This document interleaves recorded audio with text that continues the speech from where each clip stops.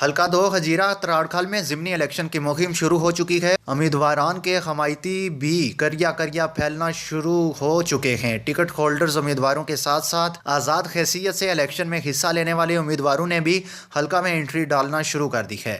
آج دبئی سے الیکشن کی غرض سے آنے والے امیدوار اسمبلی راجہ سجاد احمد جنجوعہ، جن کا تعلق ناڑیاں سے ہے، جب ہجیرہ پہنچے تو ان کے حمایتیوں نے ان کا شاندار استقبال کیا، ان کو ہار پہنائے۔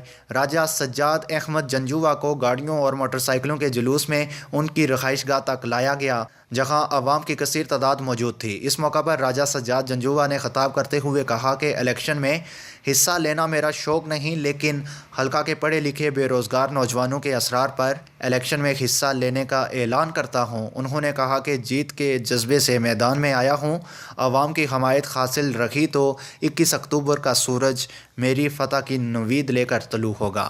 منتخب ہو کر حلقہ 2 کے عوام کے مسائل ان کی دہلیز پر حل کروں گا۔